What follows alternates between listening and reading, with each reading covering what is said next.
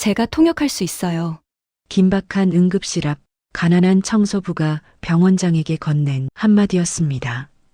눈보라로 도로가 막혀 통역사는 도착하지 못하고 환자의 상태는 악화되고 있었습니다.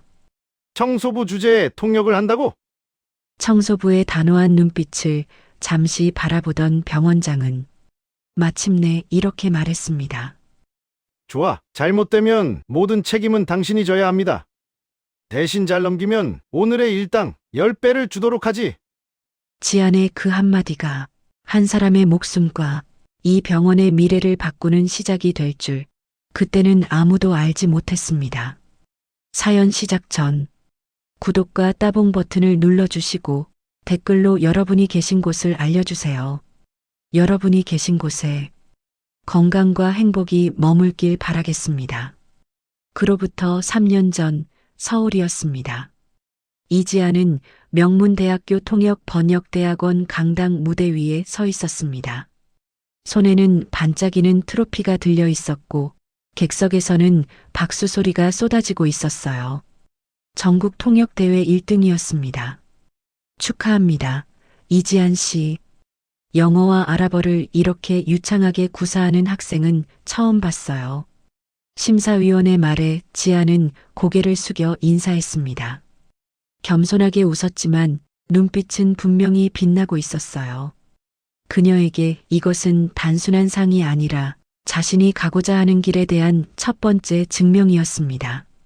지안의 꿈은 국제외의 통역사가 되어 서로 다른 나라와 사람들 사이에 다리를 놓는 것이었어요. 언어는 단순한 도구가 아니에요.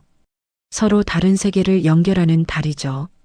지안은 종종 이렇게 말하곤 했습니다. 그리고 그 꿈을 안고 뉴욕으로 향할 준비를 했어요. 컬럼비아 대학교 통역학 석사 과정에 합격한 것입니다. 뉴욕에서의 첫 학기는 꿈 같았습니다. 수업은 빡빡했고 과제는 많았지만 지안은 따라가는 정도가 아니라 앞서 나가고 있었어요. 교수들은 그녀의 실력을 칭찬했고 동기들은 어려운 부분이 있을 때 지안에게 먼저 물어봤습니다. 모든 것이 계획대로 흘러가는 듯 했습니다.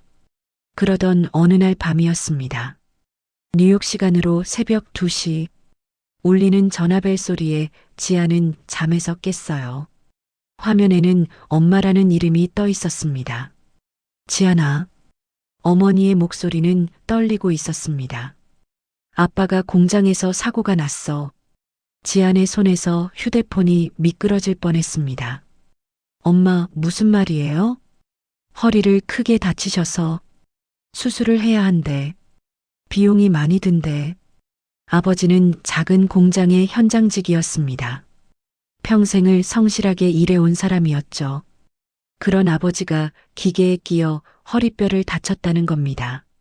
수술비만 3천만 원, 재활 기간은 최소 6개월. 그동안 일은 할 수 없다고 했어요. 문제는 거기서 끝이 아니었습니다. 집에는 아직 갚지 못한 대출이 남아 있었고 고등학교 3학년인 남동생의 대학 등록금도 준비해야 했습니다. 그리고 뉴욕의 작은 원룸에서 지안 역시 학비와 생활비를 스스로 감당하고 있어야 했어요. 유학생 비자를 유지하려면 3개월 안에 일정 수준의 잔고와 수입을 증명해야 했습니다. 괜찮아, 지안아. 내가 공부하는 게 더 중요해. 병상에 누워있는 아버지는 그렇게 말했다고 했습니다. 하지만 지안은 알고 있었어요. 지금 이 상황에서 괜찮다는 말이 얼마나 힘든 말인지. 다음 날부터 지안은 수업과 과제 사이의 모든 시간을 쪼개 일자리를 찾아 나섰습니다. 번역회사, 관광회사, 무역회사. 그녀의 이력서는 누구보다 화려했어요. 통역대회 수상 경력, 영어 아랍어 능력, 석사과정 성적, 한국에서의 경력까지. 하지만 현실의 벽은 생각보다 높았습니다. 언어 실력은 정말 인상적이네요. 그런데 비자 문제가 있어서요. 저희는 시민권자나 영주권자를 우선으로 뽑거든요. 한국인 치고는 정말 잘하시네요. 하지만 저희 클라이언트들은 네이티브 통역사를 선호하셔서 경력이 조금 애매하네요. 실무 경험이 최소 2년은 있어야 합니다. 면접에서 돌아오는 대답은 비슷했습니다. 정중하지만 단호한 거절. 한 곳에서 떨어지면 다른 곳에 지원했고 또 떨어졌어요. 일주일, 2주일, 한 달. 통장 잔고는 눈에 띄게 줄어갔고 한국에서는 병원비와 생활비 걱정이 담긴 연락이 계속 왔습니다. 어느 금요일 저녁 지아는 맨해튼 거리를 천천히 걷고 있었습니다. 퇴근 시간 빌딩 숲 사이로 석양이 내려앉고 있었어요.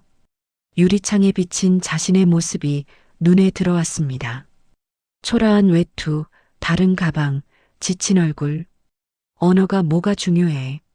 작은 한숨이 새어나왔습니다.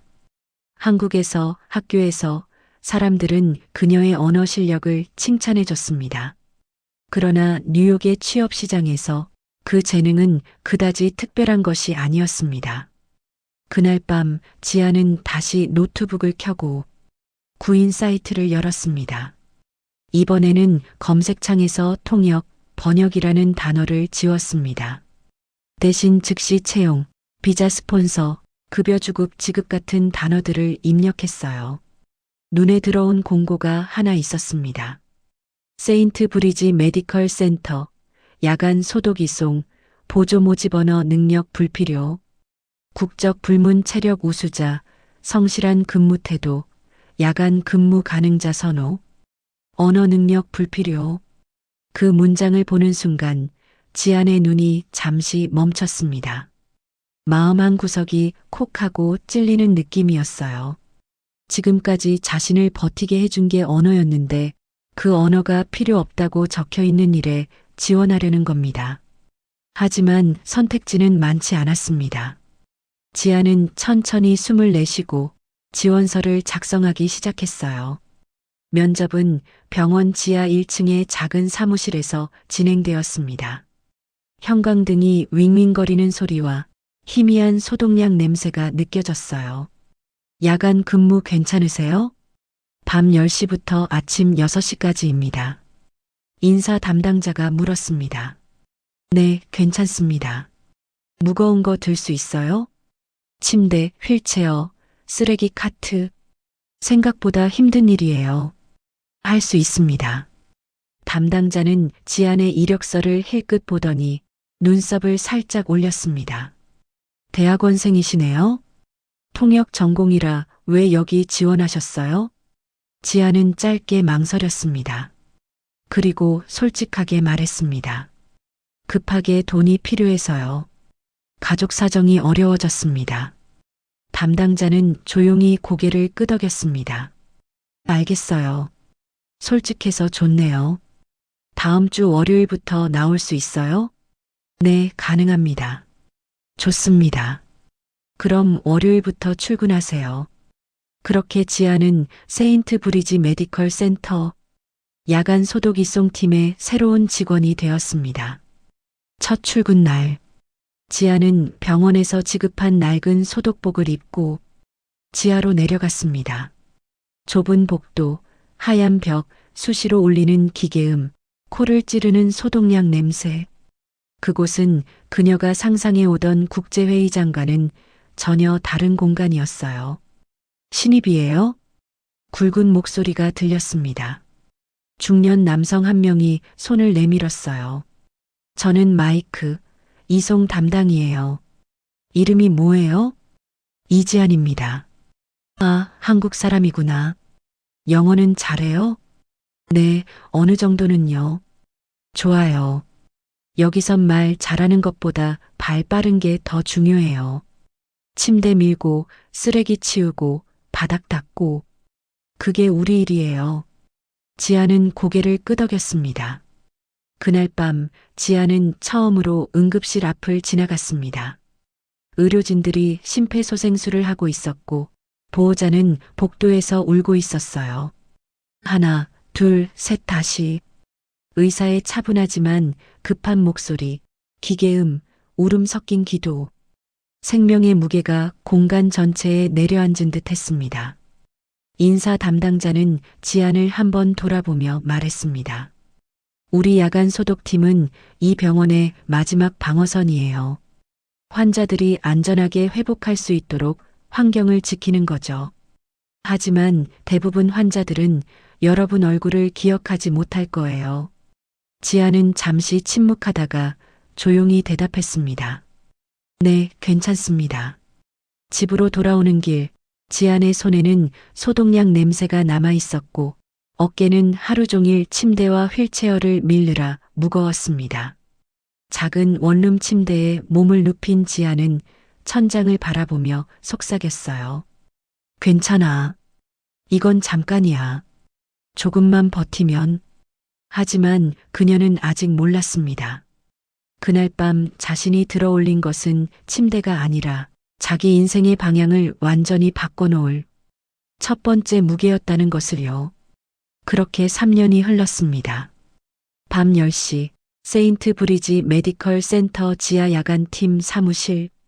이지아는 낡은 화이트보드 앞에 서서 오늘 할 일을 확인하고 있었습니다. 3층 병실 소독, 응급실 침대 교체, 지하 쓰레기 카트 비우기, 1층 복도 청소. 매일 밤 반복되는 리스트였지만 이제 그녀의 손은 멈추지 않고 체크를 해나갔어요. 지안, 5층 휠체어 좀 가져다 달래.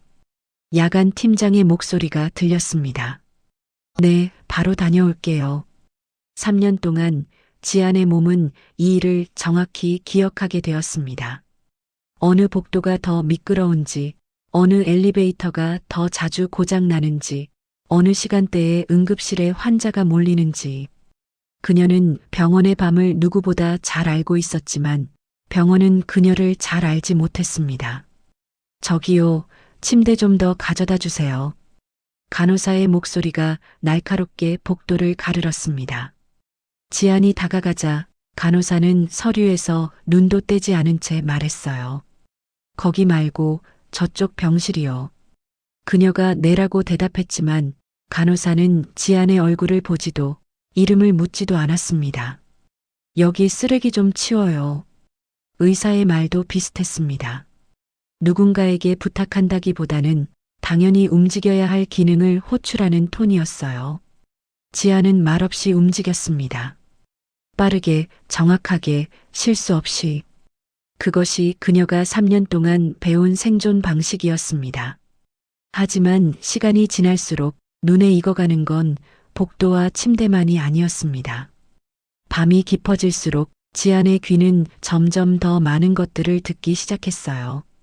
엘리베이터 문이 열릴 때마다, 복도를 지날 때마다 병실 문틈으로 대기실 구석에서 수많은 언어들이 쏟아져 나왔습니다. 스페인어, 아랍어, 중국어, 러시아어, 프랑스어. 어떤 것은 울음에 섞여 있었고, 어떤 것은 분노와 항의로, 어떤 것은 속삭이는 기도로 흘러나왔습니다.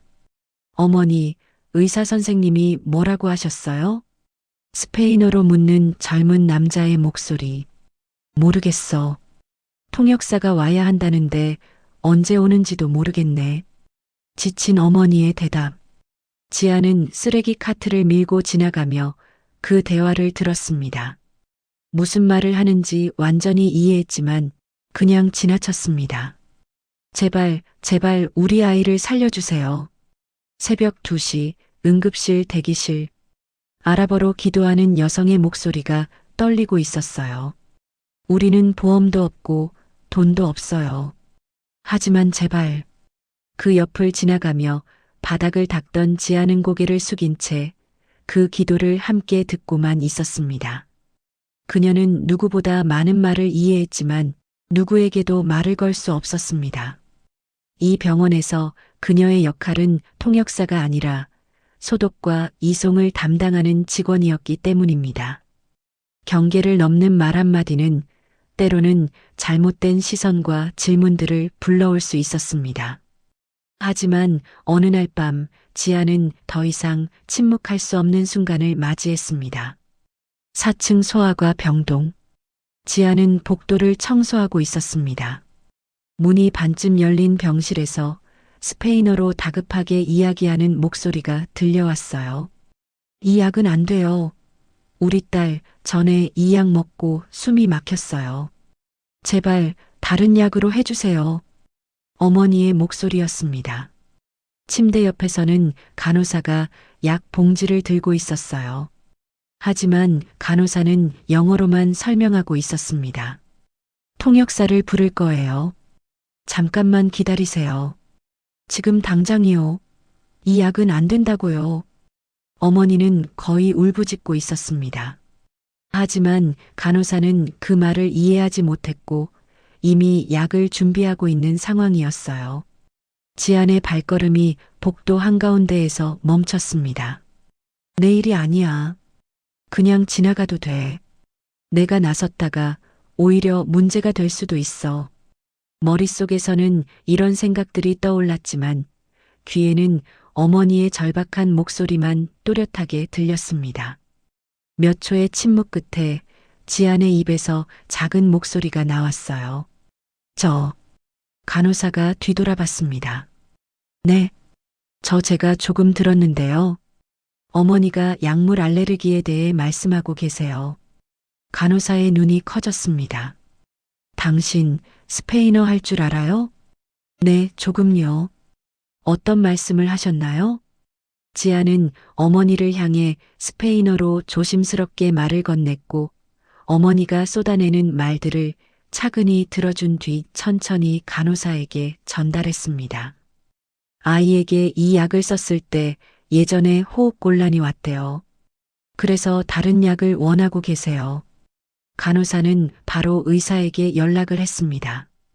그 결과 처방약이 바뀌었고 큰 사고는 일어나지 않았어요. 정말 고마워요. 당신 아니었으면 큰일 날 뻔했어요. 간호사가 진심으로 말했습니다. 그때만큼은 지안의 얼굴을 똑바로 바라봤어요. 하지만 다음 날 그 간호사는 복도에서 지안을 스쳐 지나가며 그녀의 이름을 떠올리지 못했습니다. 야간팀 중 몇몇만이 지안의 진짜 능력을 알게 되었습니다. 야, 지안. 이송요원 마이크가 휠체어에 기대어 묻습니다. 너 진짜 스페인어도 돼? 네, 조금요. 조금은 무슨. 어제 응급실에서 당신이 뭐라 한지 반쯤 들었는데 보호자 표정이 확 바뀌더라니까. 지안이 멋쩍게 웃었습니다. 예전에 조금 배웠어요. 조금 배운 사람이 그 정도면 나는 알파벳도 모르는 거네. 마이크가 헛웃음을 지으며 말했어요. 너 이 실력으로 여기 있는 게 말이 돼? 위층 사람들은 눈이 진짜 없구나. 지아는 어깨를 으쓱하며 조용히 대답했습니다. 제가 뭘 하든 누가 관심이나 있겠어요. 그래도 언젠가는 알아줄 거야.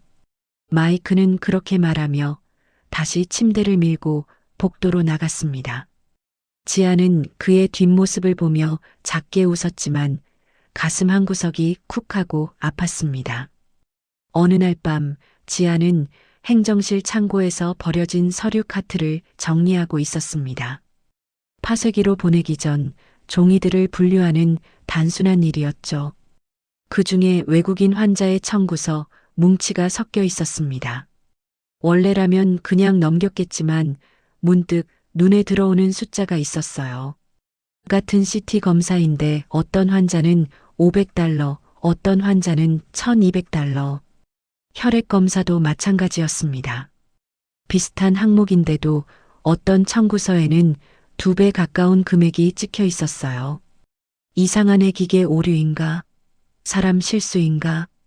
지아는 고개를 갸웃했습니다. 내가 잘못 본 걸 수도 있어. 어차피 내일이 아니니까. 그녀는 잠시 더 들여다보다가 결국 그 청구서를 다시 서류 더미에 넣고 작업을 계속했습니다. 새벽 5시 반. 하루 일을 마치고 집으로 돌아온 지아는 현관에서 신발을 벗자마자 벽에 기대어 한숨을 내쉬었습니다. 핸드폰 화면에 한국에서 온 메시지 하나가 떠 있었어요. 지아나, 아빠가 다음 검사가 더 비싸다네. 그래도 너만 믿고 버티고 있어. 정말 미안하다. 짧은 문자였지만 하나하나가 무거운 숫자처럼 가슴에 내려앉았습니다. 지아는 휴대폰을 꼭 쥐었습니다. 눈시울이 뜨거워졌어요. 그녀는 매일 수십 명의 청구서를 옮기고 한 번씩 들여다보고 거기에 적힌 숫자들 사이에서 작은 이상을 느끼곤 했습니다. 하지만 그때의 지아는 알지 못했습니다. 이 병원에서 가장 무서운 청구서는 언젠가 자기 가족 이름으로 도착할지도 모른다는 사실을요. 2월의 어느 수요일 밤이었습니다. 뉴욕 전역에 폭설 경보가 내려졌어요. 10년 만의 대설이었죠. 도로는 마비되고 구급차는 제 속도를 내지 못했습니다. 세인트 브리지 메디컬 센터에도 바로 비상이 걸렸어요. 오늘 야간 간호사 3명 못 온대. 의사 2명도 눈 때문에 늦는데. 통역사들 지금은 못 온다더라. 짧은 보고들이 병원 곳곳을 뛰어다녔습니다. 인력은 모자라는데 눈길 사고 환자들은 계속 실려 들어오고 있었어요. 지안도 평소보다 서둘러 병원으로 향했습니다. 눈보라를 뚫고 도착했을 때 외투는 이미 젖어 있었지만 야간 팀장은 할 말만 간단히 했습니다. 오늘 힘들 거야. 우리까지 더 뛰어야 해. 괜찮아요. 할 수 있어요. 밤 9시 응급실은 이미 포화 상태였습니다. 침대가 부족해 복도까지 환자들이 누워 있었고 지아는 침대를 옮기고 휠체어를 가져오고 바닥을 닦느라 숨 돌릴 틈이 없었습니다. 그때였습니다. 응급실 입구 문이 벌컥 열리며 구급대원들이 들것을 밀고 들어왔어요. 심근경색 추정, 바이탈 불안정, 의료진이 재빨리 움직였습니다. 침대가 복도를 가르며 앞으로 나아갔고 그 옆으로 중동 전통 복장을 한 남성이 거의 뛰다시피 따라붙었어요. 아버지, 아버지. 그가 외치는 말은 모두 알아보였습니다. 지아는 자동처럼 귀를 쫑긋 세웠어요. 의사가 보호자에게 물었습니다. 환자, 심장 수술 받은 적 있습니까? 약물 알레르기는요? 하지만 보호자는 영어를 거의 하지 못했습니다. 아랍어로 뭐라고 쏟아내고 있었지만 의사와 간호사에게는 그저 소리일 뿐이었어요. 간호사가 급히 전화기를 붙들고 말했습니다. 통역사한테 연락했는데 눈 때문에 못 온대요. 최소 30분이래요. 의사의 얼굴이 굳었습니다. 30분이면 늦어요. 환자의 심전도는 이미 불안하게 흔들리고 있었어요. 그때 병원장이 응급실 쪽으로 급히 걸어 나왔습니다. 상황 설명을 들은 그는 복도 한복판에서 크게 외쳤습니다.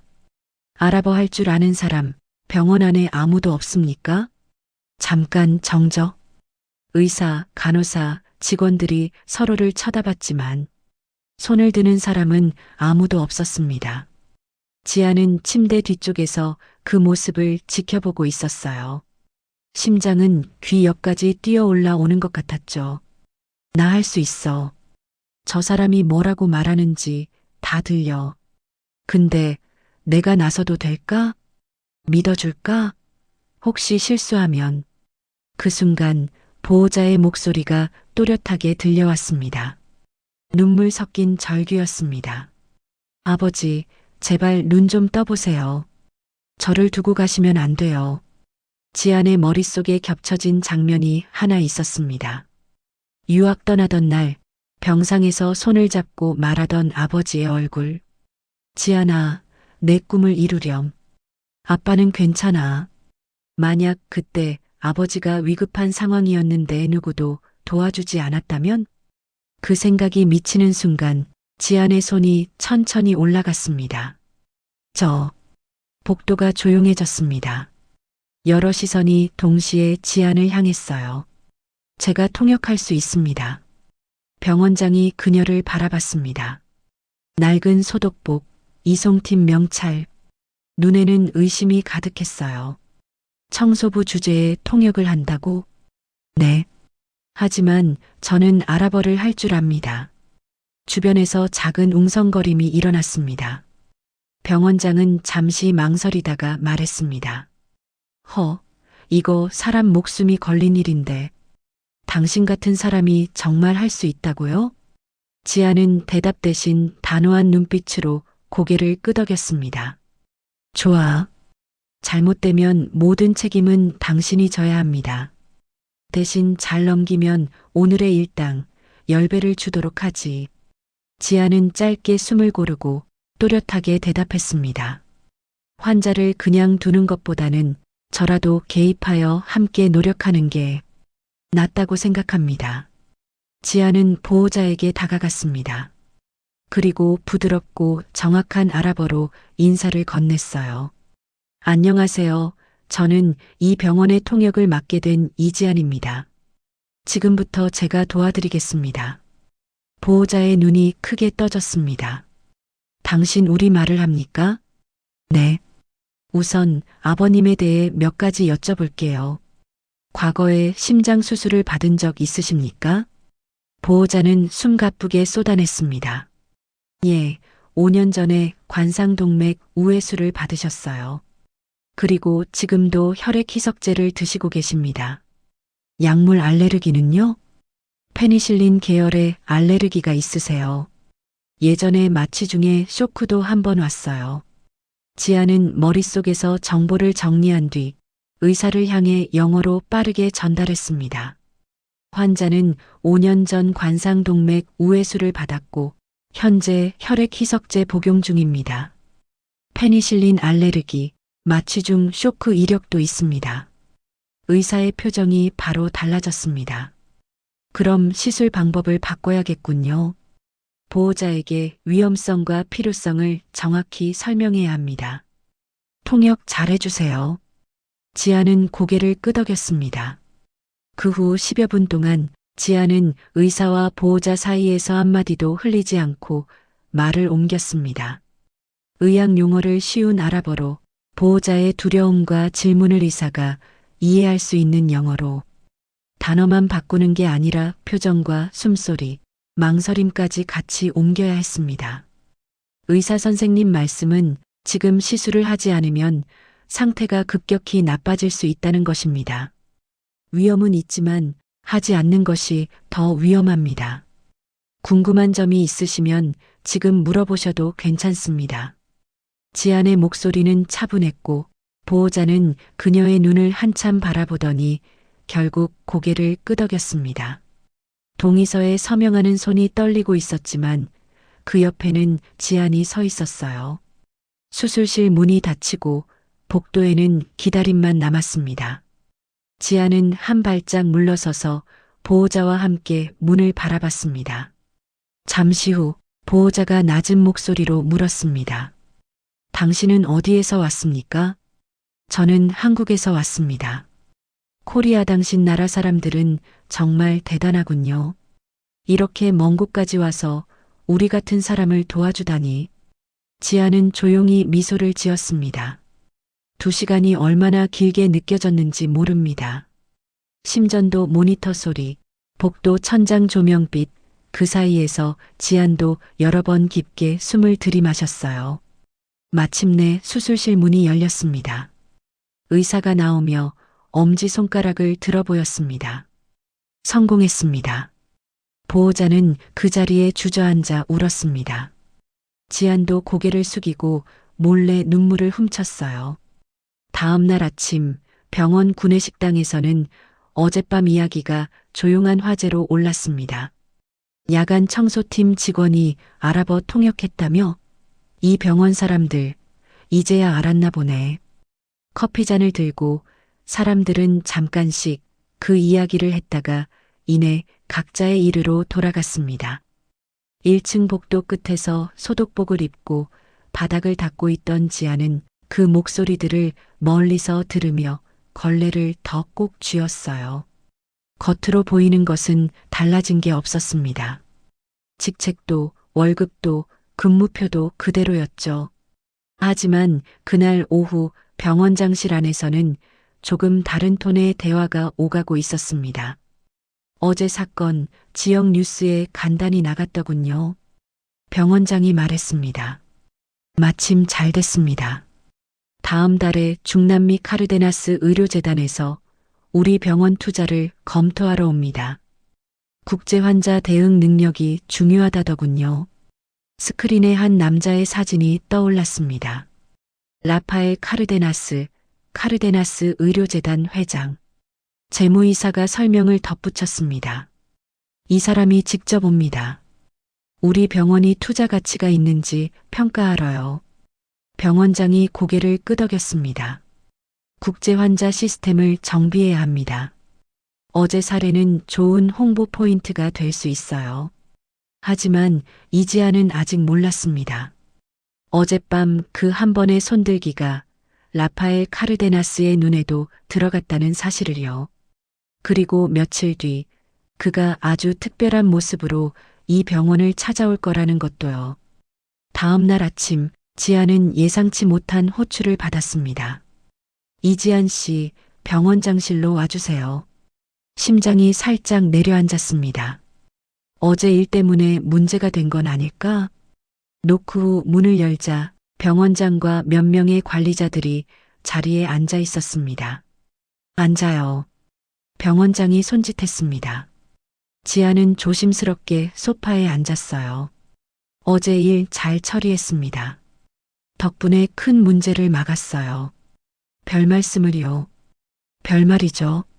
심근경색 환자에게 언어 장벽이 얼마나 치명적일 수 있는지 어제 똑똑히 봤습니다. 병원장이 서류를 한 장 꺼내며 말을 이어갔습니다. 다음 달 말 카르데나스 의료재단에서 우리 병원을 방문합니다. 그들이 중요하게 보는 것 중 하나가 국제 환자 대응 능력이에요. 지안의 눈이 살짝 커졌습니다. 그래서 한 달 동안 임시 프로그램을 운영하려고 합니다. 국제 환자 안내와 통역, 기본 서류 지원까지 포함해서요. 당신이 맡아주면 좋겠습니다. 제가요? 어제 당신이 보여준 게 답 아닙니까? 병원장은 담담하게 웃었습니다. 낮에는 국제 환자 안내와 통역을 담당하고 밤에는 기존 야간 업무를 일부 유지하는 조건입니다. 한 달 뒤 성과가 좋으면 정식으로 자리를 만들 생각이에요. 지안의 가슴이 두근거렸습니다. 이건 분명 기회였습니다. 하지만 동시에 잠과 체력 그리고 실패에 대한 두려움이 밀려왔어요. 제가 잘할 수 있을까요? 어제처럼만 하면 됩니다. 해보겠어요? 지아는 조금 숨을 고르고 고개를 끄덕였습니다. 하겠습니다. 그렇게 한 달간의 임시 프로젝트가 시작되었습니다. 지안의 하루는 완전히 달라졌습니다. 오전 9시 1층 안내 데스크, 국제 환자 안내 팻말 옆에 국제 환자 지원 이라는 작은 종이가 붙었습니다. 헬프 데스크 같은 거죠. 외국인 환자나 보호자는 일단 여기로 오라고 하면 됩니다. 간호사 앨리슨이 말했습니다. 지아는 미소 지으며 고개를 끄덕였어요. 오전에는 예약 확인, 서류 작성, 의사와의 상담 시간 조율을 돕고 필요할 때마다 통역을 했습니다. 오후에는 병실을 돌며 언어 문제로 곤란을 겪는 환자와 가족을 도왔고 밤 10시부터는 다시 야간 소독 이송팀으로 내려갔습니다. 하루에 잠을 자는 시간은 4시간 남짓으로 줄어들었습니다. 임시 프로젝트 첫 주 중국인 어르신 한 분이 CT를 완강히 거부했습니다. 무섭다니까요. 그 기계 안에 들어가기 싫어요. 어르신은 중국어로 계속 소리쳤고 간호사는 영어로만 설명하며 당황하고 있었어요. 아프지 않다니까요. 그냥 누워 계시면 돼요. 하지만 어르신에게는 철제 기계 속으로 밀려 들어가는 상상만으로도 숨이 막히는 일이었습니다. 지안이 다가갔습니다. 안녕하세요. 제가 천천히 설명해 드릴게요. 지안은 종이에 간단한 그림을 그렸습니다. 길게 누운 사람, 둥근 기계, 10분이라고 적힌 작은 글씨. 이 기계는 몸 안을 사진처럼 찍는 기계예요. 아프지 않고 소리만 조금 날 뿐이에요. 쉬운 중국어와 손짓, 그림을 섞어 설명하자 어르신의 표정이 조금씩 풀렸습니다. 정말 아프지는 않습니까? 네. 제가 옆에서 지켜보고 있을게요. 결국 어르신은 천천히 CT 침대에 누웠습니다. 검사는 무사히 끝났고 간호사가 지안에게 엄지를 치켜 세웠어요. 둘째 주에는 스페인어를 쓰는 환자와 간호사 사이에 큰 오해가 생겼습니다. 왜 내 말을 안 들어줘요? 저도 최선을 다하고 있다니까요. 고성이 오가는 사이 지안이 다가갔습니다. 천천히 양쪽 이야기를 들으며 서로의 말을 번역해주자 문제의 원인은 어처구니 없을 만큼 단순했어요. 환자는 찬물을 원했는데 간호사는 얼음물을 가져왔던 겁니다. 진정된 후 둘은 머쓱하게 웃으면서 서로에게 미안하다고 말했어요. 이럴 때마다 당신이 있어서 정말 다행이에요. 간호사 앨리슨이 말했습니다. 셋째 주에는 병원 안내문에 심각한 오류가 있다는 걸 발견했습니다. 영어 안내문에는 3층이라고 써 있는 검사가 실제로는 5층에서 이루어지고 있었고 다국어 안내문에는 번역이 어색하거나 잘못된 부분이 많았어요. 외국인 환자와 보호자들이 엉뚱한 층을 헤매는 일이 반복되고 있었습니다. 지아는 야간 근무가 끝난 새벽 잠도 자지 못하고 안내문을 하나씩 확인했습니다. 이대로 두면 누군가는 중요한 검사를 놓칠 수도 있겠구나. 그렇게 생각하니 그냥 넘길 수 없었습니다. 지아는 틀린 번역과 위치를 수정해서 별도의 리스트를 만들었습니다. 이건 최소한 내일 아침까지 바뀌어야 한다. 행정팀 문 아래로 정리된 자료를 넣으며 지아는 그렇게 중얼거렸어요. 다음 날 아침 행정팀 직원들이 약간 놀란 얼굴로 말했습니다. 이거 누가 한 거예요? 번역이 훨씬 자연스럽고 층 정보도 정확한데 야간에 누가 둔 것 같던데. 이지안? 그 청소팀 출신이라는 그 사람? 모든 일이 순조로웠던 건 아니었습니다. 어느 날 회의에서 재무이사 로버트 헨리가 차가운 목소리로 말했습니다. 외국인 환자들에게 이렇게까지 신경 쓸 필요가 있을까요? 우리는 자선단체가 아닙니다. 무슨 말씀이신가요? 다른 이사가 물었습니다. 보험도 제대로 없고 언제 다시 올지도 모르는 환자들인데 조금 더 받는다고 해서 무슨 큰 문제입니까? 병원도 살아야죠. 회의실 문 밖에서 보고를 기다리던 지안의 손이 움찔했습니다. 며칠 후 재무이사가 지안을 조용히 불렀습니다. 이지안 씨. 그는 형식적인 미소를 지으며 말했어요. 요즘 임시 프로젝트 잘하고 있다면서요. 네, 아직 많이 부족하지만 노력하고 있습니다. 알아요. 근데 당신 비자 이 병원에서 스폰서하는 거 알고 있죠? 지안의 어깨가 살짝 굳었습니다. 네, 알고 있습니다. 좋습니다. 그럼 이해하시겠네요.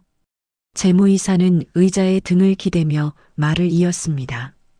당신이 이 병원에 도움이 되는 방향으로 움직이면 우리도 기꺼이 도와드릴 겁니다.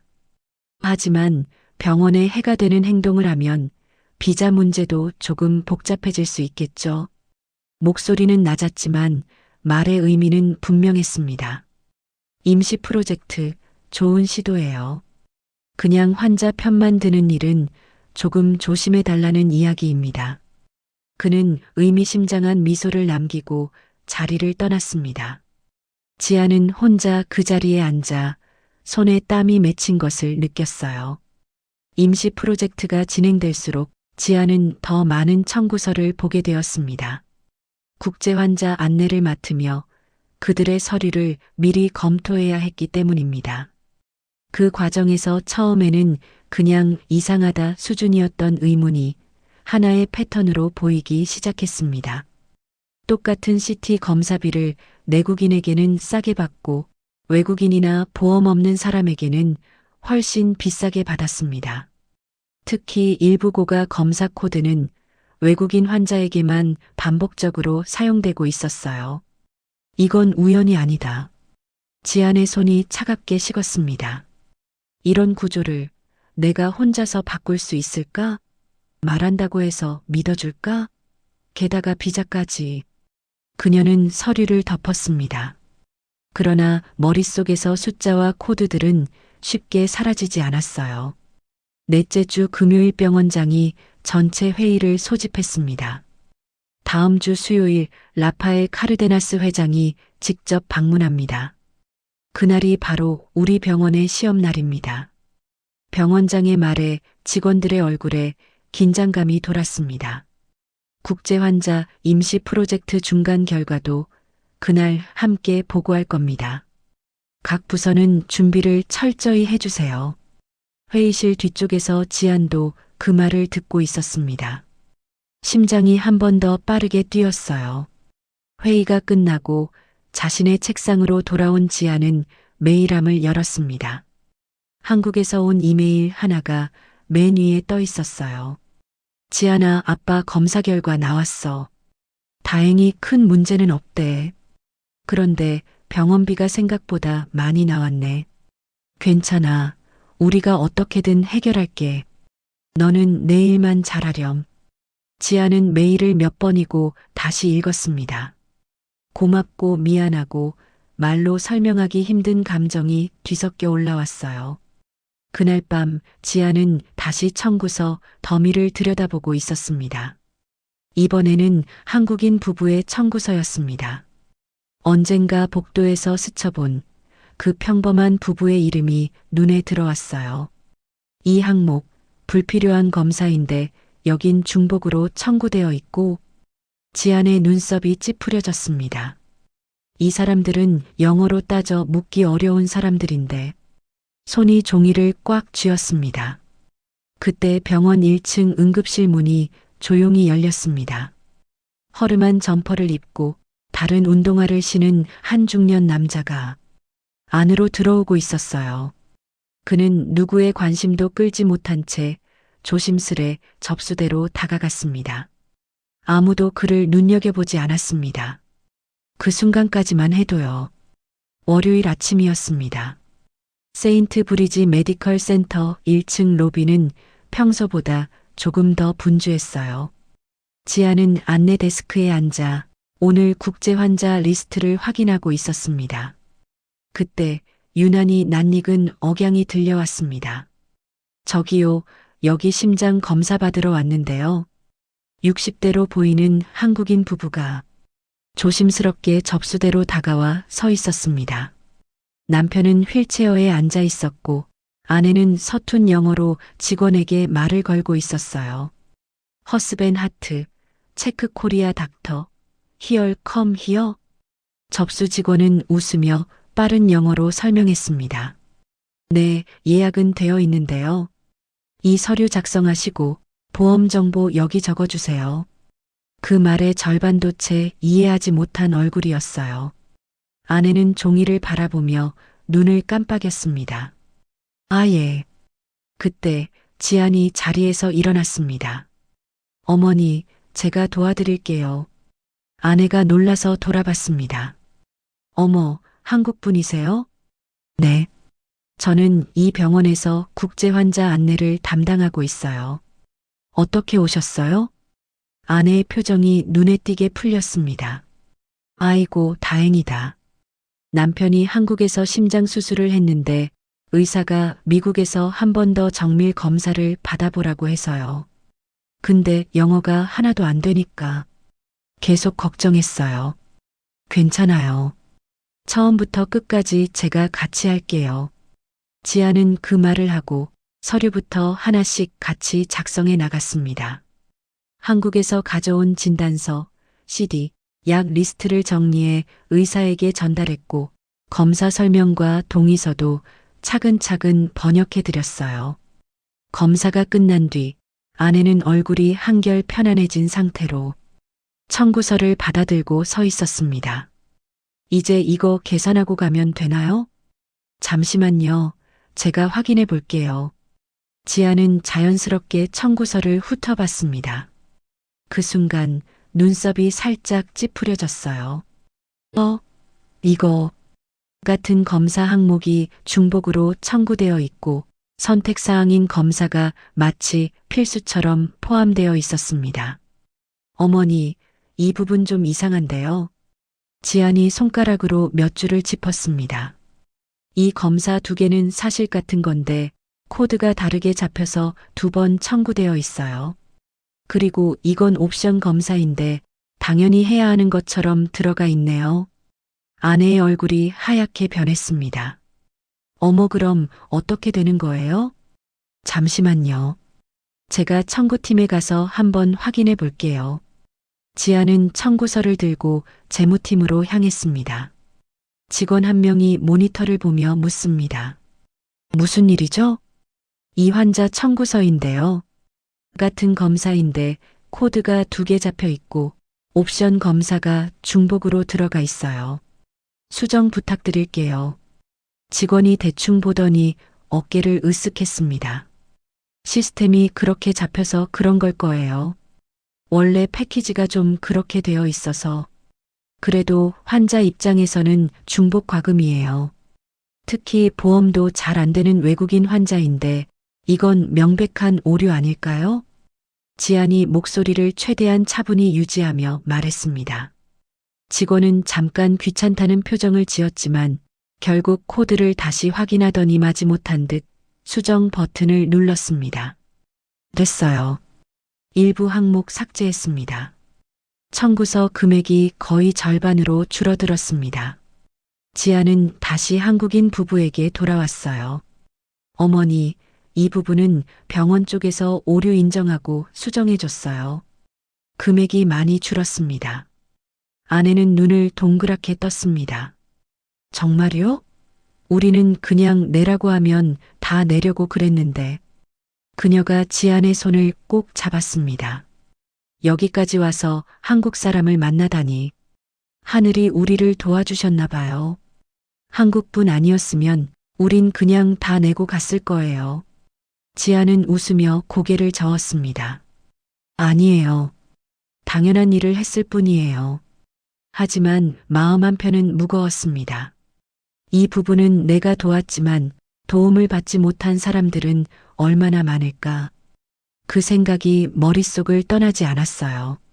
그날 오후 지아는 잠깐의 빈 시간에 휴게실 구석에서 따뜻한 물을 마시고 있었습니다.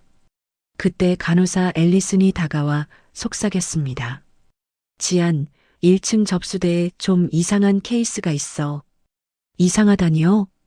보험도 애매하고 영어도 서툰데 접수 직원들이 자꾸 고가 현금 패키지를 권유하더라고. 그런데 뭔가 느낌이 안 좋아. 지아는 자리에서 조용히 일어났습니다. 1층 접수대 앞. 허름한 점퍼에 다른 운동화를 신은 중년 남자가 서 있었습니다. 옷차림만 보면 공사장 일용직 같기도 했고 오래된 트렁크를 끌고 다니는 여행자 같기도 했어요. 접수 직원은 유창한 영어로 빠르게 설명하고 있었습니다. 이 패키지를 선택하시면 심장, 폐, 간, 신장까지 전부 한 번에 검사할 수 있어요. 현금으로 결제하시면 오늘만 10% 할인도 됩니다. 남자는 말없이 서류를 내려다보며 고개를 끄덕이고 있었어요. 표정은 무심한 듯 보였지만 눈빛 어딘가에서 묘한 관찰의 기운이 느껴졌습니다. 보험도 없고 영어도 약한 환자처럼 보이는데 패키지 구성이 너무 과한데? 지아는 일정 거리를 두고 조용히 지켜봤습니다. 남자가 잠시 화장실에 다녀오겠다며 자리를 뜨자 지안도 자연스럽게 그쪽으로 발걸음을 옮겼어요. 화장실 앞 조용한 복도. 남자는 휴대폰을 꺼내 전화를 걸고 있었습니다. 지안의 귀에 익숙한 언어가 들렸어요. 스페인어였습니다. 네, 접니다, 라파엘. 지금 병원 접수를 마쳤습니다. 우리의 짐작대로 보험 없는 환자처럼 행동하고 있더군요. 불필요한 패키지를 잔뜩 권유받았어요. 지안의 심장이 쿵 하고 내려앉았습니다. 라파엘? 남자는 계속 말했습니다. 내일 이사회에서 이 내용을 공유하도록 하죠. 카르데나스 재단 투자 신중하게 결정해야겠군요. 지안의 머릿속에 회의 때 보았던 사진이 떠올랐어요. 라파엘 카르데나스? 그 이름이 선명하게 떠올랐습니다. 설마 지금 이 사람이? 남자는 전화를 끊고 아무 일 없었다는 듯 다시 접수대로 향했습니다. 지안은 그를 따라 한 걸음 떨어져 섰습니다. 접수 직원은 여전히 같은 패키지를 권유하고 있었습니다. 심장, 폐, 간, 신장, 전신 CT, 호르몬 검사까지 모든 걸 한 번에 확인할 수 있습니다. 이게 가장 안전한 선택이에요. 남자는 조용히 서류를 보고 있었어요. 표정은 여전히 담담했지만 눈빛에는 이미 답을 알고 있는 사람 같은 기색이 스쳤습니다. 지아는 더 이상 모른 척할 수 없었습니다. 그녀는 조심스럽게 남자에게 다가가 낮은 목소리로 스페인어로 말을 걸었습니다. 실례합니다. 방금 설명 들으신 것 중에서 일부는 꼭 필요하지 않은 검사들입니다. 남자가 천천히 고개를 돌려 지안을 바라봤습니다. 놀라움이 섞인 시선이었습니다. 지안은 계속 말했습니다. 모든 검사가 나쁠 건 없지만 지금 상태와 증상을 기준으로 보면 지금 반드시 해야 하는 검사와 나중에 상황을 보고 결정해도 될 검사가 따로 있어요. 제가 간단히 정리해 드릴까요? 지안은 메모지를 꺼내 펜으로 빠르게 적기 시작했습니다. 남자는 지안이 쓴 메모를 천천히 읽어 내려갔습니다. 눈빛이 서서히 바뀌었어요. 당신은 누구죠? 저는 이 병원에서 국제 환자 안내를 맡고 있는 이지안입니다. 왜 이걸 말해줍니까? 병원 입장에서는 제가 비싼 패키지를 선택하는 게 이익일 텐데요. 지안은 잠깐 숨을 고르고 그의 눈을 똑바로 봤습니다. 환자는 돈이 아니라 사람이니까요. 필요 없는 검사를 받게 해서 돈을 더 쓰게 하고 싶지 않습니다. 남자는 순간 웃음 같기도 한숨을 내쉬었습니다. 잠시 후 접수 직원에게 돌아가 말했습니다. 저는 A 항목만 하겠습니다. 심장 초음파와 심전도만요. 나머지는 하지 않겠습니다. 직원의 얼굴이 굳었습니다. 하지만 지금 패키지가 가장 괜찮습니다. 지금 당장은 그 두 가지만 하겠습니다. 결제까지 마친 뒤 남자는 검사실로 향하기 전에 지안을 다시 바라보며 조용히 말했습니다. 당신 이름이 뭐라고 했죠? 이지안입니다. 이지안 씨. 그는 한국 이름을 또렷하게 따라했습니다. 나는 내일 이 병원 이사회에 참석합니다. 오늘 있었던 일 있는 그대로 이야기하겠습니다. 그리고 당신에 대한 이야기도 함께요. 지안의 눈이 커졌습니다. 혹시? 남자는 미소를 지었습니다. 아까와는 전혀 다른 자신의 정체를 드러내는 눈빛이었어요. 내 이름은 라파엘 카르데나스. 카르데나스 의료재단 회장입니다. 지안은 말 그대로 얼어붙었습니다. 허름한 점퍼, 낡은 운동화, 보험 없는 환자처럼 보이던 그 남자가 라파엘은 조용히 말을 이었습니다. 오늘 이 병원의 진짜 모습을 봤습니다. 과잉 패키지를 권유하는 직원도 봤고 그 사이에서 조용히 환자 편을 들어준 당신도 봤습니다. 그는 잠시 말을 멈추고 지안을 향해 고개를 숙였습니다. 고맙습니다. 이지안 씨. 당신은 오늘 단순히 한 환자의 돈을 아껴준 것이 아니라 그의 시선 이복도 끝 병원 전체를 향해 옮겨갔습니다. 이 병원이 어떤 선택을 해야 할지 나에게 아주 명확하게 보여줬습니다. 라파엘은 그렇게 말하고 검사실 쪽으로 걸어갔습니다. 지안은 그 자리에서 한동안 움직이지 못했습니다. 손에 남겨진 작은 메모지, A, B, C로 나눠 적힌 검사 리스트가 이상하게 무거워 보였어요. 지난 한 달 동안의 임시 프로젝트 가사실은 다 이 사람 눈에 들어가기 위한 준비였던 건가? 지아는 뒤늦게 깨달았습니다. 자신이 그냥 도와준 한국인 부부, 그냥 지나칠 수 없었던 수많은 서류, 과잉 청구를 막으려 했던 순간들, 그리고 지금 허름한 차림으로 병원을 시험하러 온 남미 재벌 회장. 모든 것이 하나의 줄기처럼 이어지고 있었습니다. 그날 밤 지아는 집에 돌아가 침대 위에 그대로 몸을 던졌습니다. 눈을 감아도 복도에 서 있던 라파엘의 뒷모습이 떠올랐어요. 내일 무슨 일이 벌어질까? 두려움과 기대가 뒤섞인 채로 지아는 깊지 않은 잠속으로 천천히 빠져들었습니다. 다음 날 오전 10시 세인트 브리지 메디컬 센터 최상층 대회의실. 긴 테이블을 중심으로 병원장, 재무이사 로버트 헨리, 주요 이사들이 자리에 앉아 있었습니다. 한쪽에는 카르데나스 의료재단 측 관계자 몇 명도 함께였어요. 아직 한 자리는 비어 있었습니다. 카르데나스 회장은 언제 도착하신다고 했죠? 한 이사가 물었습니다. 10시 정각에 온다고 했습니다. 병원장이 대답했어요. 목소리에는 긴장감이 묻어났습니다. 시계를 보니 초침이 딱 12시를 가리키는 순간이었습니다. 그때 회의실 문이 열렸습니다. 정장을 말끔히 차려입은 남자가 들어왔어요. 어제의 허름한 점퍼와 다른 운동화 차림은 온데간데 없었죠.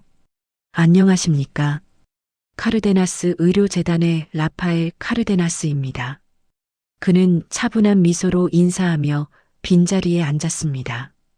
이사들이 일제히 고개를 숙였어요. 먼저 병원장의 프레젠테이션이 시작됐습니다. 저희 세인트 브리지 메디컬 센터는 지난 5년간 지속적인 성장을 이루어 왔습니다. 스크린에는 그래프들이 떠올랐습니다. 환자 만족도는 매년 상승했고 의료 사고율은 감소했습니다. 재무지표 또한 안정적으로. 숫자와 그래프들은 꽤 인상적이었습니다. 몇몇 이사들은 흐뭇한 표정으로 고개를 끄덕였어요. 발표가 끝나자 병원장이 물었습니다. 회장님, 질문 있으십니까? 라파엘은 잠시 침묵하다가 천천히 입을 열었습니다. 자료는 훌륭합니다. 숫자도 인상적이고요.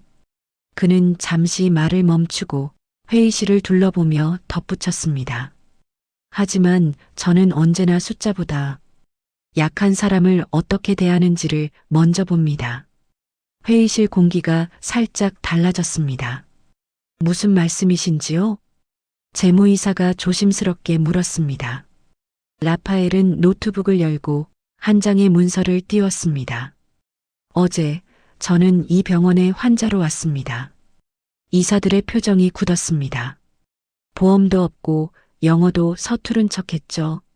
그냥 평범한 외국인 환자로요.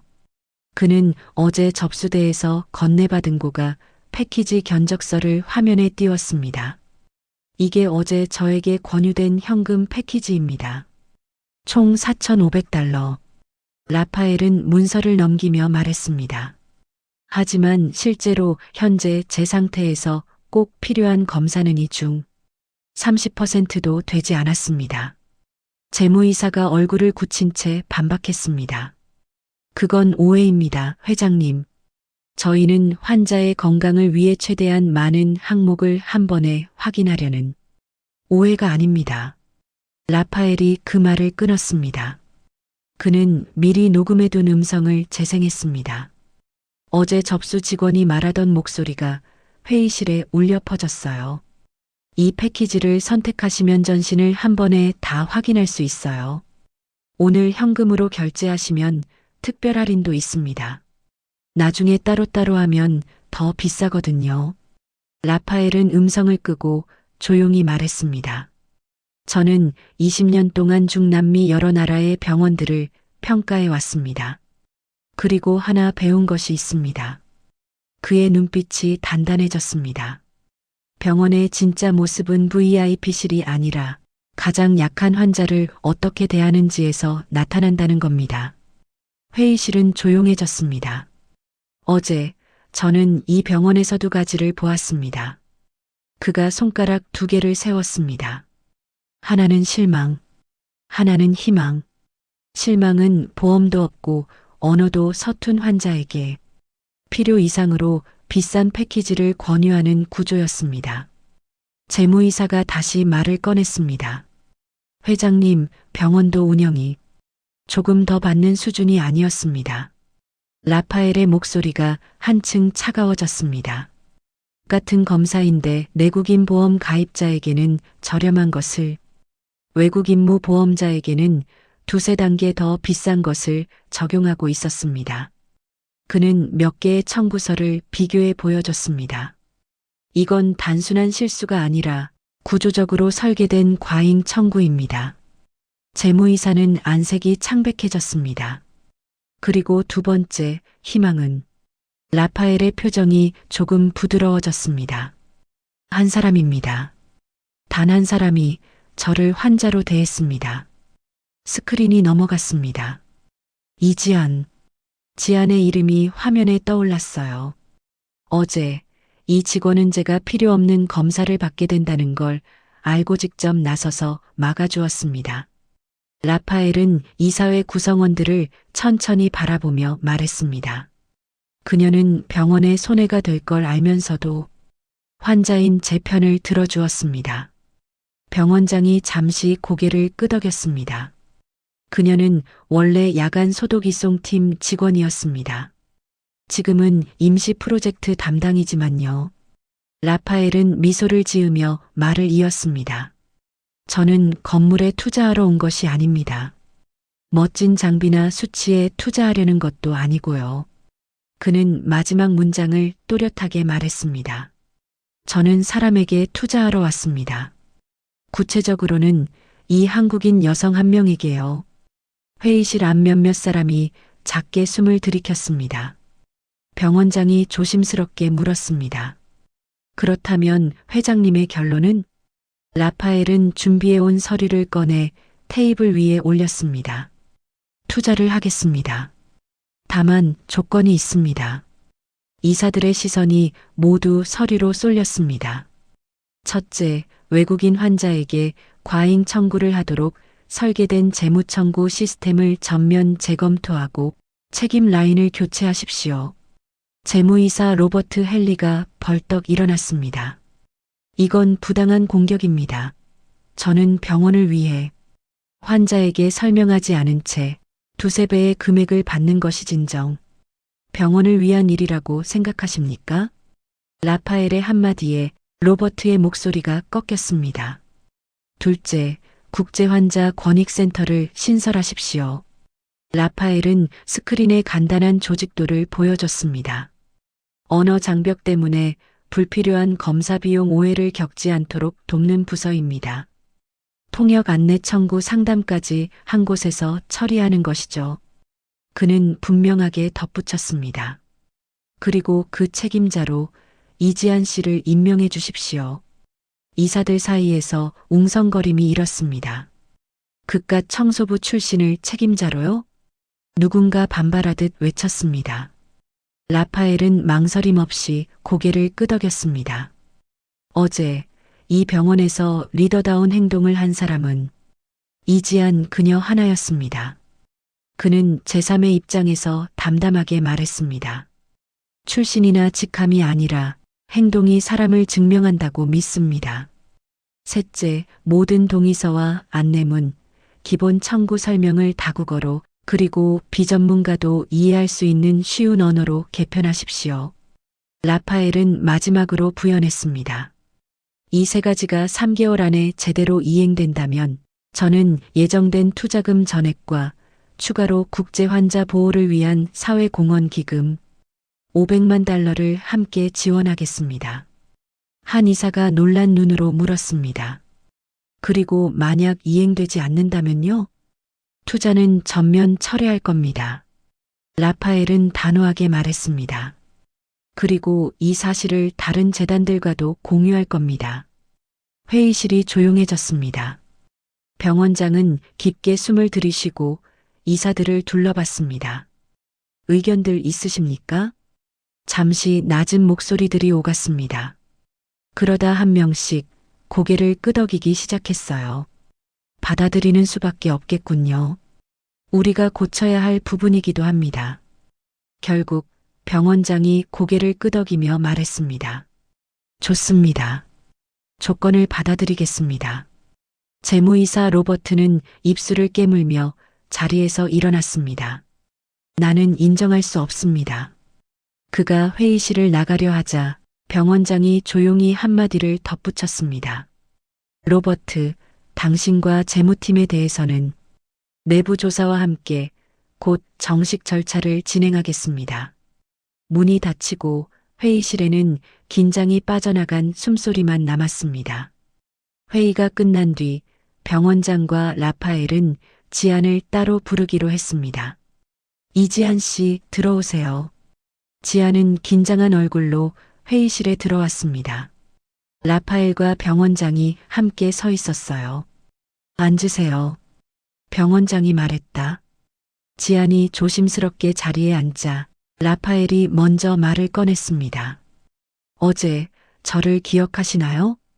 네, 회장님. 지안의 목소리에는 아직도 약간의 믿기지 않는 감정이 섞여 있었습니다. 병원장이 말을 이었습니다. 오늘 이사회에서 카르데나스 재단 투자가 결정됐습니다. 조건부로요. 그는 천천히 설명했습니다.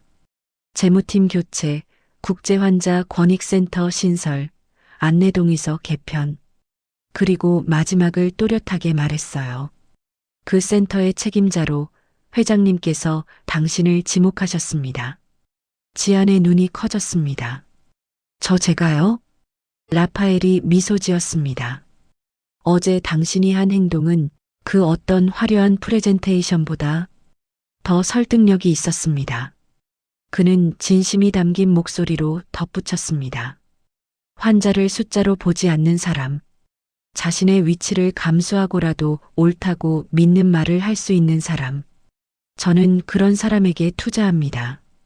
지안의 눈가가 붉어졌습니다. 저는 그냥 제가 해야 한다고 생각한 일을 했을 뿐인데, 병원장이 말했습니다. 그래서 더 그렇습니다. 이지안 씨, 이제 당신은 세인트 브리지 메디컬 센터, 국제환자 권익센터의 첫 책임자입니다. 지안의 손이 떨렸습니다. 정식 직원으로 채용할 거고 역할에 맞는 권한과 팀도 꾸릴 겁니다. 잠시 말을 잇지 못하던 지안이 천천히 고개를 숙였습니다. 믿어주셔서 감사합니다. 최선을 다하겠습니다. 그녀의 목소리는 떨렸지만 눈빛은 어느 때보다 단단했습니다. 몇 달 뒤 1층 로비 한쪽에는 새 간판이 걸려 있었습니다. 국제환자 권익센터. 유리문 너머로 보이는 내부에는 여러 언어로 된 안내문과 쉽게 이해할 수 있는 그림과 글이 함께 붙어 있었어요. 지안, 이쪽은 어제 문의했던 스페인어 동의서 버전이에요. 번역 담당 직원이 파일을 건넸습니다. 고마워요. 문장 한두 군데만 더 쉽게 바꾸면 좋겠어요. 의학 용어는 줄이고 환자 입장에서 이해하기 편하도록요. 센터 안에서는 각국 출신 직원들이 함께 일하고 있었습니다. 야간팀에서 함께 일하던 마이크와 로사도 이곳의 스태프로 합류했어요. 마이크, 어제 그 환자 잘 돌아갔어요? 응. 당신이 청구서 설명해 준 덕분에 표정이 완전히 달라져서 나가더라고. 로사가 웃으며 말을 보탰습니다. 예전 같았으면 그냥 비싸네 하면서 냈을 거야. 이제는 사람들이 묻고 우리는 제대로 설명해 줄 수 있고. 지아는 그 말에 살짝 웃었습니다. 우리가 하는 일은 병원 입장에서는 귀찮을 수도 있지만 환자 입장에서는 한 사람의 인생을 지키는 일일지도 모르잖아요. 센터 입구에는 여러 언어로 같은 문장이 적혀 있었어요. 당신은 혼자가 아닙니다. 변화는 병원 안팎에서 눈에 띄게 드러나기 시작했습니다. 외국인 환자 중 일부에게 과거에 과잉 청구된 금액은 검토 후 환불 절차가 진행되었고 몇몇 지역 언론에서는 이 병원의 변화를 기사로 다루었습니다. 뉴욕 병원, 외국인 환자 바가지 관행 고쳐, 한국 출신 직원의 양심, 병원 구조를 바꾸다. 온라인 댓글에는 여러 나라 언어가 섞인 메시지들이 달렸습니다. 나도 저 병원에서 도움받았어요. 작은 병원인 줄 알았는데 저 사람은 정말 진심이더군요. 한국 사람들 진짜 어디를 가도 열심히 하네. 이런 시스템이 다른 병원에도 생겼으면 좋겠다. 지아는 그 기사들을 보며 조용히 숨을 내쉬었습니다. 나 혼자 한 일은 아니야. 하지만 누군가 한 번은 시작해야 했겠지. 어느 날 병원 로비 한쪽에 새로운 전시 공간이 마련되었습니다. 유리 액자 안에는 낡은 소독복 한 벌과 이송팀 명찰 하나가 가지런히 놓여 있었습니다. 그 아래에는 짧은 문구가 적혀 있었어요. 모든 사람은 직업과 상관없이 다 귀합니다. 그리고 보이지 않는 손이 수많은 생명을 지켜줍니다. 지아는 그 앞에 서서 한참 동안 액자를 바라봤습니다. 3년 전 매일 밤 이 옷을 입고 복도를 뛰어다니던 내가 이제 여기서 사람들을 지켜보는 입장이 됐구나. 어떤 의미에서 그 옷은 이 병원에서의 자신의 천명함 같은 것이었습니다. 괜찮았어요? 문구. 병원장이 옆에 와서 물었습니다. 지아는 웃으며 고개를 끄덕였습니다. 네. 이 병원에서 일하는 모든 사람을 향한 문구 같아서 좋아요. 그날 저녁, 지아는 집에서 부모님과 영상 통화를 하고 있었습니다. 지아나, 기사 봤다. 아버지가 화면 속에서 웃고 있었어요. 허리 수술 이후로 많이 회복된 모습이었습니다. 아빠, 부끄럽게 왜 그런 걸? 부끄럽긴 뭐가 부끄러워. 우리 딸이 사람 살리는 일을 하는데. 어머니가 옆에서 거들었습니다.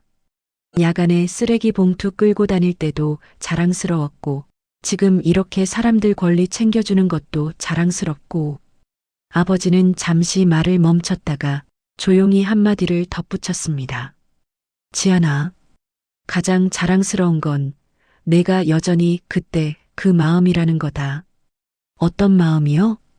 눈앞 이익보다 사람을 먼저 보는 마음 말이다. 지안의 눈가가 붉어졌습니다.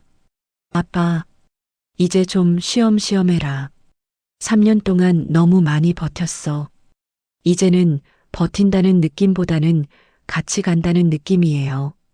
지안이 웃으며 대답했습니다. 그 후로도 세인트 브리지 메디컬 센터에는 많은 외국인 환자들이 찾아왔습니다. 누군가는 언어가 안 통해도 안전하게 진료받을 수 있는 곳으로, 누군가는 바가지 걱정 없는 병원으로 소문을 듣고 왔습니다. 그리고 그 가운데에는 항상 누군가의 설명을 듣고 안심하는 얼굴, 서툰 발음으로 고맙습니다를 말하는 목소리가 있었어요. 어느 늦은 밤 지아는 퇴근하던 길에 로비를 한번 돌아봤습니다. 야간팀 직원들이 묵묵히 복도를 정리하고 있었어요. 3년 전 그 자리에 서 있던 자신이 떠올랐습니다. 로비 한쪽, 잠시 걸음을 멈춘 지안이 작게 이야기했습니다. 고마워. 그때 포기하지 않고 버텨줘서. 그 말은 과거의 자신에게 하는 인사이기도 했고, 지금 이 순간에도 어딘가에서 보이지 않게 버티고 있을 수많은 지안들에게 보내는 메시지이기도 했습니다.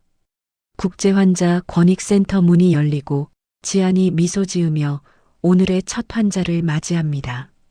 오늘의 이야기가 마음에 닿으셨다면 그 순간을 댓글로 함께 나눠주세요. 여러분의 하루가 따뜻함과 행복으로 가득하길 바랍니다. 끝까지 함께 해주셔서 진심으로 감사드립니다.